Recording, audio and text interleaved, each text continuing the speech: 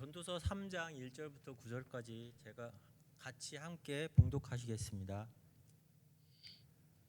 범사에 기한이 있고 천하 만사가 다 때가 있나니 날 때가 있고 죽을 때가 있으며 심을 때가 있고 심은 것을 뽑을 때가 있으며 죽일 때가 있고 치료할 때가 있으며 헐 때가 있고 세울 때가 있으며 울 때가 있고 웃을 때가 있으며 슬퍼할 때가 있고 춤출 때가 있으며 돌을 버려 던질 때가 있고 돌을 거둘 때가 있으며 안을 때가 있고 앉는 일을 멀리할 때가 있으며 찾을 때가 있고 잃을 때가 있으며 지킬 때가 있고 버릴 때가 있으며 찢을 때가 있고 꿰맬 때가 있으며 잠잠할 때가 있고 말할 때가 있으며 사랑할 때가 있고 미워할 때가 있으며 전쟁할 때가 있고 평화할 때가 있느니라.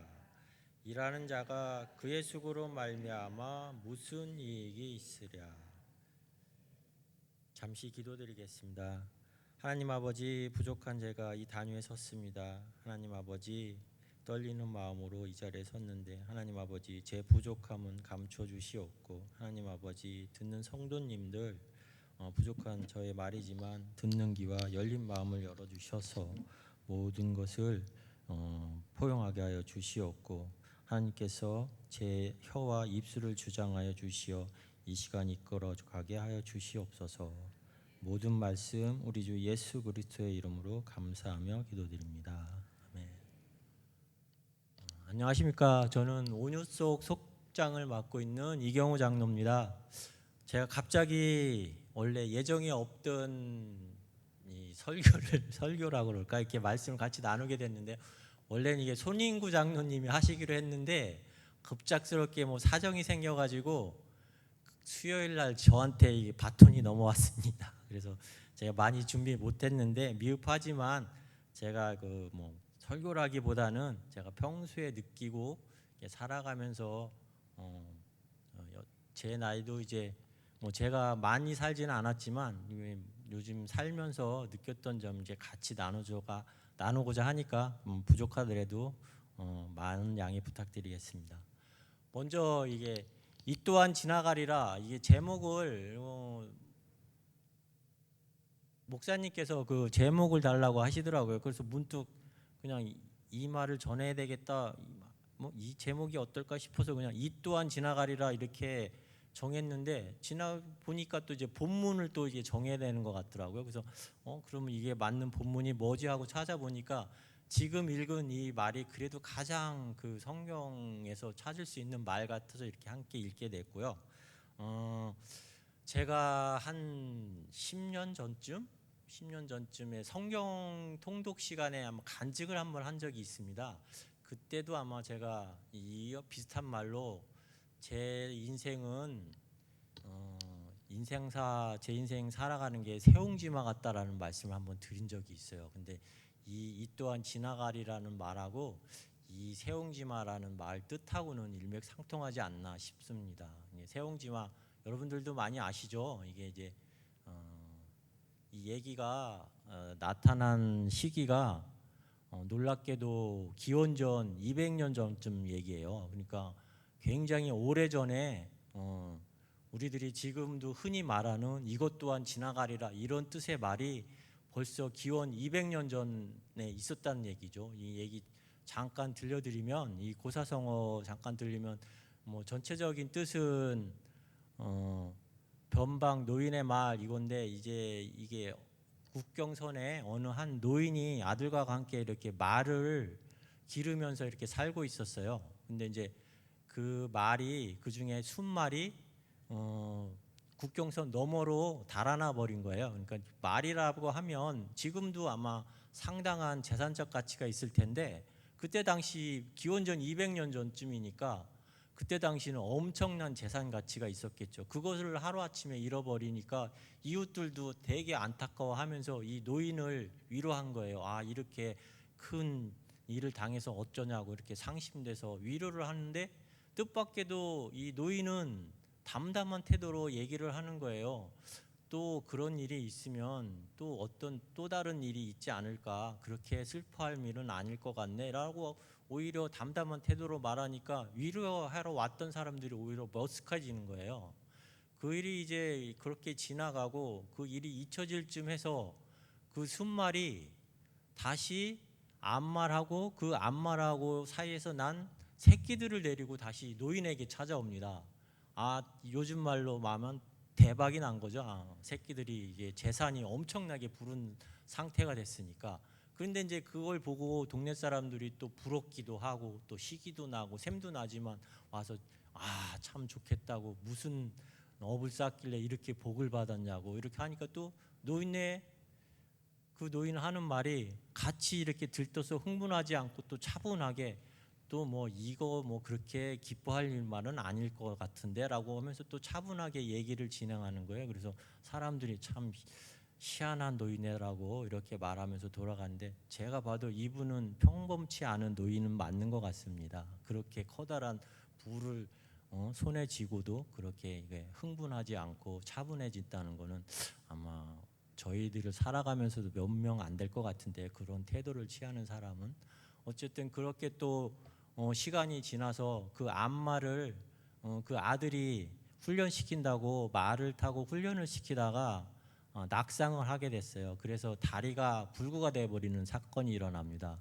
그러니까 또 그것을 본 이웃 사람들이 또 와서 위로를 하는 거죠. 병문안 와가지고 이 일을 어쩌면 좋냐고 하니까 또 노인의 태도는 또 항상 평정심을 유지하는 말투로 이것도 또한 무슨 뜻이 있겠지. 뭐 이거 가지고 하면 꼭 화만은 아닐 거 또 복이 될 수도 있겠지 했는데 이제 그 후 바로 전쟁이 터졌어요. 그래서 그 국경 근처에 살고 있었는데 그 국경을 맞대고 있던 오랑캐가 그 나라를 침범하게 된 거예요. 그러니까 이제 정군, 요즘 흔히 하는 말로 얘기하면 정군 동원령이 내려진 거죠. 정군 동원령이 내려졌다 보니까 제일 우선적으로 이제 징집해야 될 인원들은 젊은이들이니까 마을에 있는 젊은이는 온통 다 전쟁에 이제 징집을 당하게 됐고 전쟁이라는 게 참혹하지 않습니까? 그러다 보니까 많은 마을 젊은이들이 죽거나 중상자가 돼서 이제 돌아오게 됐죠. 그러나 이 노인의 아들은 다리가 이렇게 불구가 된 관계로 징집에서 면제가 돼서 그 삶을 다른 사람보다는 또 평화롭게 유지가 됐다고 해요. 그러니까 이 얘기는 결국 이제 이 또한 지나가리라 하는 말은 노인이 한 말과 같을 것 같아요. 그 상황마다 이 또한 지나가리라 어떤 그 즐거움 이런 쾌락 같은 것도 또한 지나가는 거니까 어떤 살아가는 일상에 일희일비하지 않고 그냥 차분하게 내 정도를 지키며 살아가는 것이 오히려 어떤 상황에 잘 대처할 수 있나 하는 그런 교훈을 주는 것 같습니다. 그래서 제가 이 고사성어를 한번 대비해 봤고요. 그리고 더 한 가지 말씀드리면은 우리가 흔히 살아가면서 얘기할 때 지난 날을 과거를 되돌아보면서 흔히들 많이 얘기하시죠. 특히 어르신들, 저도 또 마찬가지고요. 왕년에 뭐 하면서 왕년에 내가 잘 나갔는데 저도 옛날에 좀 잘 나갔던 적이 있었습니다. 많이 말을 하시죠. 지금도 잘 나가시는 분들 계실 테고요. 잘 나가시는 분들은 그거 계속 또 잘 나가실 수 있게 그런 자기가 받은 복을 옆에 사람도 나누어주고 봉사해서 그 복이 사라지지 않고 영원히 잘 나가기를 축복합니다. 제가 한때 저도 잘 나갔다고 말씀드렸잖아요. 제가 잘 나갔던 얘기 한번 해드릴까요? 제가 여기 당진에 이사 온 지가 한 2007년도 1월에 왔으니까 벌써 16년 됐네요. 16년 돼서 제가 처음에 이제 당진에 와가지고 여러 가지 직업을 경험해 봤습니다. 뭐 제가 그 공인중개사 자격증 가지고 복동방도 잠깐 해봤고 또 그게 또 수입이 별로여서 또 야간에 택배 회사 가서 또 분류 작업하는 또 알바도 해봤고 또 여기 이제 김치 공장에서도 잠깐 일했었고 또 세탁 편의점 이제 여기 그 크린토피아도 제가 한번 운영한 적이 있었어요. 제가 크린토피아 운영할 때 365일 하루도 쉬지 않고 일했었어요. 그때 뭐 상황이 그래서 그렇게 했는데 주일 오전에만 잠깐 예배드리고 오후에도 문 열고 이걸 그 운영을 했었거든요. 근데 또 수입은 그 투입된 노력에 비해서 그렇게 많지 않더라고요. 그래서 한 1년 6개월 되니까 제 자신이 많이 지치고 이렇게 되더라고요. 그래서 여기를 좀 떠나야 되겠다. 이거 이렇게 사는 건 사는 게 아닌 것 같다. 이 상황에서 좀 벗어나게 되겠다라고 한참 고심하고 고민하고 있을 때 이제 제가 여기 그만두고 제가 원래는 이제 시흥에 있었거든요. 안산에 직장이 있었고 시흥에서 삶의 터전을 잡고 있었는데 이제 그만두고 내려온 회사 측에서 연락이 왔어요. 뭐 다시 와서 한번 일해보지 않겠냐고.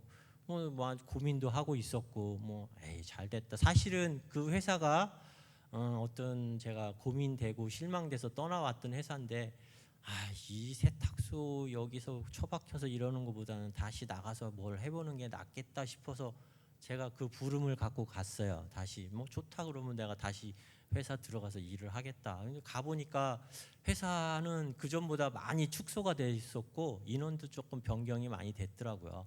올라가니까. 그래서 이제 그 전에 여기 제가 내려올 때는 이제 조그만 그때도 뭐 작은 회사였긴 했는데 제가 부장 타이틀을 달고 있었거든요. 그래서 올라갈 때는 또 시간도 지났고 또 다시 그쪽에서 불러주는 거니까 뭐 이사 자리 하나 주겠지 뭐 이렇게 뭐 생각을 했었거든요. 그랬더니 대충 저보고 네가 회사를 맡아서 경영을 해라. 나는 빠지겠다. 근데 뭐 사장이 그렇게 제안을 하는 거예요. 그래서 저는 깜짝 놀랐죠. 뭐 이사 정도고 뭐 연봉 한 5, 6천이면 만족할 텐데 너는 그렇게 생각하고 했는데 상황이 그렇게 전개가 되더라고요. 너 대표도 하고 그리고 또 사명감이 있게 주식도 일부 액면가로 양도를 할 테니까 그거 받아가지고 책임감 있게 경영을 좀 해라라고 하고 본인은 이제 저보다 나이는 더 많지만 결혼은 저보다 늦게 했어요. 그래서 자녀들이 좀 어렸어요. 그래서 자녀들 2명이 이제 캐나다에 유학 중이었는데 미성년자였죠. 그래서 이제 사장 내외는 가서 보호자가 있어야 된다고 하더라고요. 그 미성년자일 때 누구든지. 근데 후견인을 안 두고 본인들이 이제 보호자가 돼야 된다고 해서 본인들은 이제 그렇게 가야 된다고 하면서 저한테 회사를 맡기더라고. 아무것도 몰랐죠. 생각지도 못한 거고 이 상황만 넘어가면 되겠다 싶어서 이제 간 건데 갑자기 저한테 이제 같이 얘기하기로 처음에 이제 다시 만나서 얘기하고 오케이 그러면 내가 하겠다라고 하고서 3일 만에 사장 비행기 타고 가버렸어요. 저 뭐 거래처 사람 누구 아무것도 인수인계 받은 게 없어요. 아무것도 모르는 상태인데 여직원이 저를 가리키더라고요. 사장님 가셔서 이렇게 해서 얼마 받아오셔야 됩니다. 사장님 은행 가서 이거 하셔야 됩니다. 사장 뭐 모르니까 아무 상황도 모르는 상태로 가니까 뭐 여직원이 저를 가리켜서 여직원이 시키는 대로 했어요. 저는 처음에는. 그런데 시간이 지나다 보니까 여직원이 이제 이게 조금 오만해진다고 그럴까? 자기 자리에서 있다 보니까 나는 초짜 사장이 와서 이걸 하고 있고 하니까 자기가 없으면 회사가 안 돌아가는 줄 알고 있더라고요. 그러면서 어떤 딜을 하려고 하더라고요. 저하고 급여를 올려달라. 내가 이렇게 해서 뭐 그런 식으로 하는데 행동이 뭐 어디 아파가지고 어쩌고 저쩌고 하면서 이렇게 쉽게 얘기하면 나를 내가 없으면 이 회사 안 돌아가니까 급여를 더 올려야 되지 않겠냐 이런 반응이라 그래가지고 제가 그 회사 여직원으로 가만히 있어 보라고 네가 일이 힘들어서 너무 많아서 뭐 이렇게 막 이런 핑계를 대면서 하기를 가만히 있어 보라 네 일을 덜어주겠다 그래가지고 제가 예전에 이제 같이 제가 부장 시절에 데리고 있던 직원을 제가 픽업을 해왔어요. 그리고 그 위에 앉혀버렸어요. 그 위에 이제부터 네 일은 확실히 줄어들 테니까 넌 이 일만 해. 힘들다고 했으니까 넌 이 일만 하고 네 위에 이 사람하고 의논해서 해라고 하니까 그 여직원은 결국 나가버리더라고요. 그 자기 꾀에서 쉽게 얘기하면 단순한 욕심 때문에 일을 벌였다가 결국은 그 사람은 내버리고 이제 제가 이제 원하는 대로 사람을 다시 뽑고 또 거래처도 많지 않은 거래처 나저밖에 늘려져 있는 거래처 인천 시흥 이런 거래처 다 정리해버리고 돈 되는 거래처만 남기자 해갖고 이제 거래처 딱 하나 주 거래처가 원래는 그거 하나였었으니까요. 병원 하나 딱 잡고 그다음에 그 문전약국 딱 해갖고 그것만 하자. 뭐 인원도 별로 없는데 그것만 하자 해서 그렇게 경영해갖고 나니까 뭐 시간이 흐를수록 이게 경영이 안정화가 되더라고요. 그러다 보니까 저한테 오는 그 뭐랄까 경제적인 거 그것도 사실은 굉장히 많았습니다. 제가 실은 4대 보험 제하고도 제 수입에 대해서 연관돼서 뭐 이렇게 종합소득세 또 소득이 많으면 그 요즘에 흔히 말하는 그 지원하는 거 있지 않습니까? 그 지원금 기준을 그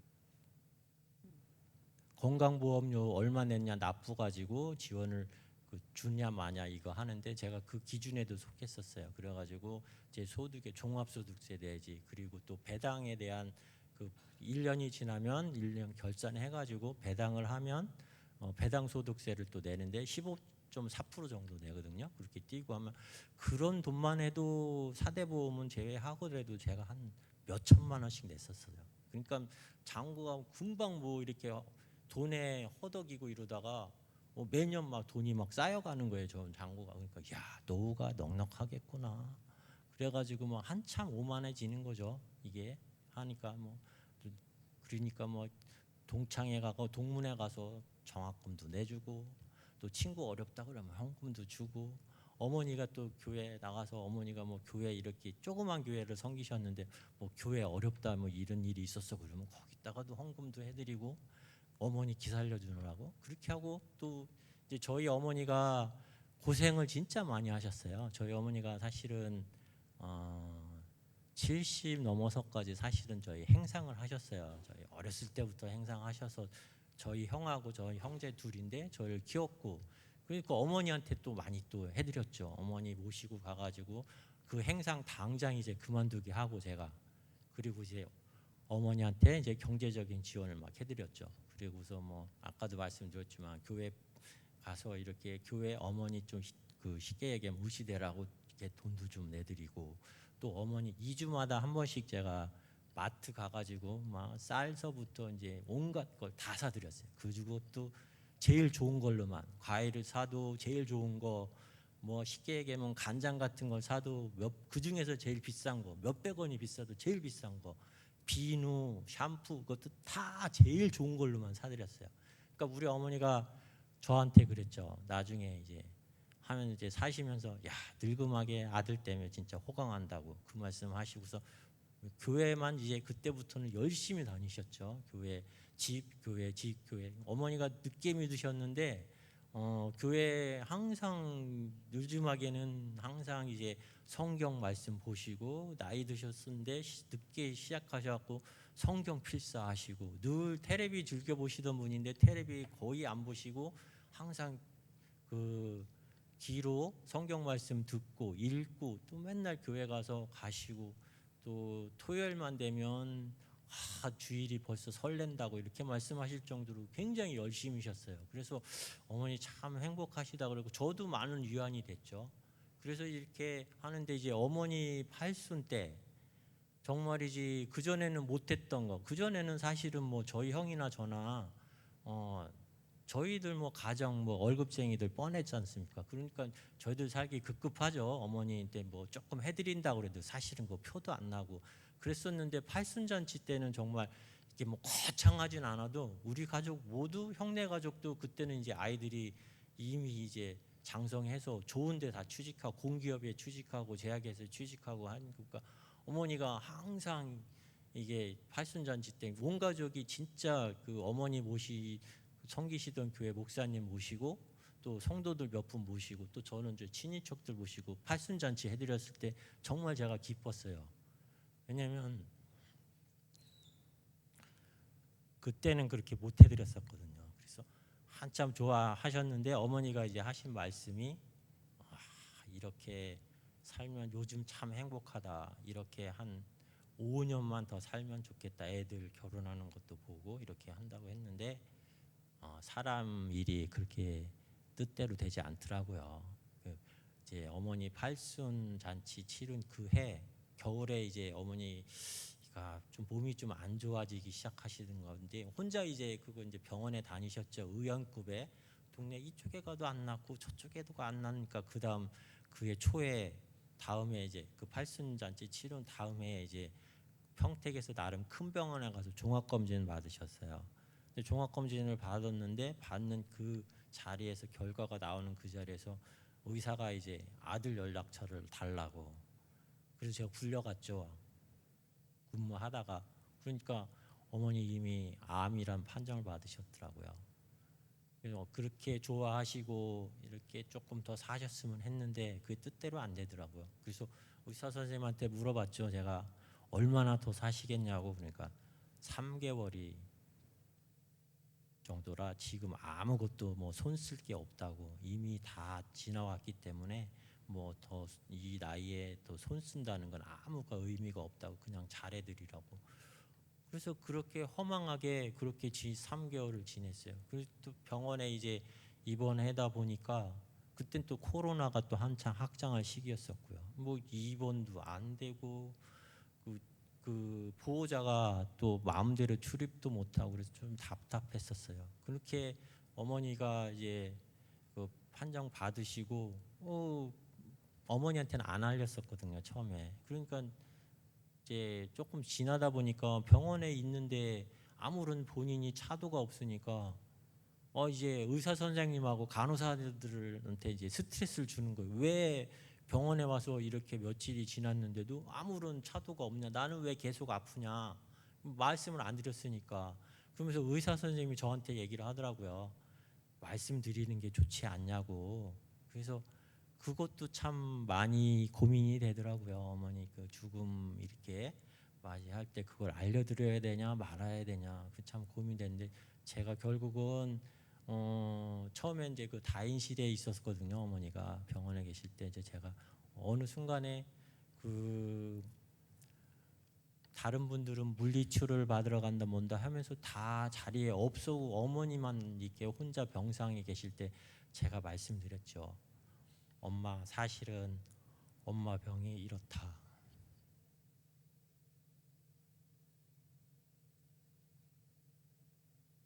그러니까 그 말씀을 전했을 때 어머니도 많이 우시더라고요. 그래서 이제 그때는 보호자가 있으면 안 되는 거 면회 상태에서 그 말씀을 드리고 이제 저는 다시 왔고 그리고 나서 아침에 말씀드렸죠. 아침에 이제 전화를 한번 했죠. 간호사분들한테 저희 어머니 어떠시냐고 이랬는데 어떠니까 저가 가고 나서 굉장히 많이 우셨다 그러더라고요.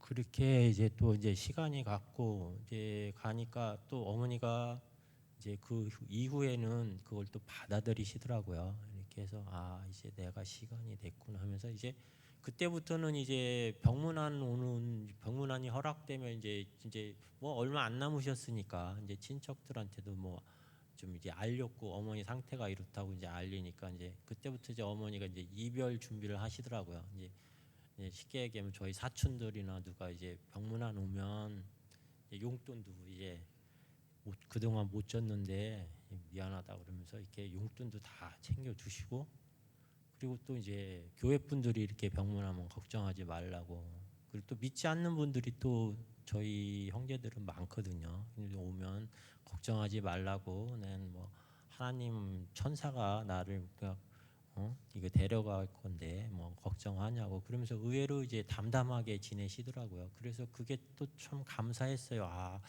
이렇게 기도 이렇게 하는구나 해서 하는 게 그리고 결국은 어머니는 그렇게 마지막 이제 3개월을 정말 의사 선생님 진단대로 딱 3개월 사시고서 이제 소천하셨고요.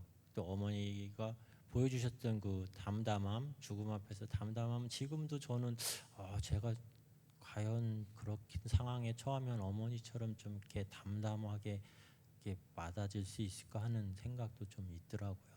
그렇게 어머니는 어머니가 바라시던 그 소망대로 몇 년 더 사시지 못하고 그렇게 한참 이렇게 행복하실 때 또 이렇게 소천하셨어요. 그리고서 이제 저 삶도 어머니가 돌아가시고 그 다음 해 그렇게 잘 나가던 저도 저에게도 또 이렇게 또 고난이 오기 시작하더라고요. 그 튼튼할 것만 같았던 병원이 그 병원장이 창업자죠. 창업자인 병원장이 죽고 나서 자기들끼리 재산 다툼이 일어났어요. 그 서로 나눠 먹어도 충분한 그거를 서로 그냥 혼자 독차지하겠다고 서로 소송하고 해서 친인척끼리 소송해가지고 결국은 그들 모두가 그 소송한 내용대로 결과를 서로 받아들여갖고 다 실형에 처해가지고 깜빵에 갔어요. 참 어처구니 없는 일이더라고요. 진짜로 사람 욕심이 그렇게 한순간에 망가지더라고요. 그러다 보니까 저희는 의약품 제가 했던 의약품 도매였었거든요. 병원에 거래할 때는 지금도 아마 많은 의약품 도매 업체들이 큰 병원하고 거래할 때는 그 어음 거래를 많이 해요. 그래서 제가 그동안에 받아갖고 어음 돌려서 썼던 거 쉽게 얘기하면 어음깡으로 돌렸던 돈 그리고 못 받은 이제 외상 채무 이게 합치니까 한 55억 정도 되더라고요. 그러니까 엄청난 금액이었죠. 제가 아무리 뭐 돈을 몇 년 동안 벌어놨어도 그걸 감당하기에는 터무니없는 돈이죠. 제가 갖고 있는 그거 가지고는 결국은 이렇게 쌓아놨던 돈하고 해서 이제 갚아야 되니까 한때는 그냥 우리도 자빠질까? 그냥 우리도 만세 부르고 그냥 말을까? 왜냐면 법인은 개인한테 그렇게 책임은 돌아오지 않거든요. 어떤 비난은 올 수 있어도 법적인 책임은 법인이 가지고 있는 재산에서 끝이지 개인 재산까지 끌어들여 가지고 그렇게 하지는 않거든요. 그래서 한때는 일 터졌을 때 금액이 엄청나니까 우리도 그냥 만세 부르고 그냥 말아버릴까? 그러면 내 이 돈은 안전하게 지킬 수 있을 텐데 그런 생각도 사실은 한때 했었습니다. 근데 사장 우리 마인드하고 저도 그거는 좀 그렇더라고요. 야 그래도 그건 아니지 않냐. 뭐 그 사람 때문에 우리가 피해봤다고 우리 때문에 다른 사람 피해주는 건 그거는 아닐 것 같다라고 생각을 하더라고요. 그래서 알았다고. 그래서 결국은 노후가 든든하다고 생각했던 돈이 다 쓸려 들어가게 되더라고요. 그리고 하는데도 많이 부족할 것 같죠.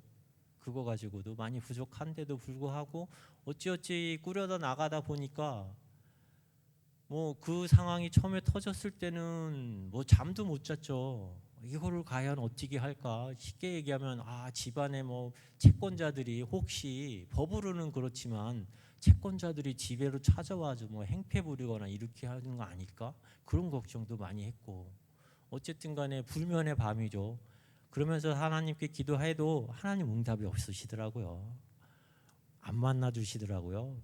잠을 못 자니까 사실은 선잠 자게 되잖아. 자다 깨다 하면 꿈을 굉장히 많이 꾸게 되더라고요. 실은 뭐 흔히 말하는 개꿈만 꾸지 하나님은 꿈에서도 안 나타나시더라고요. 그때.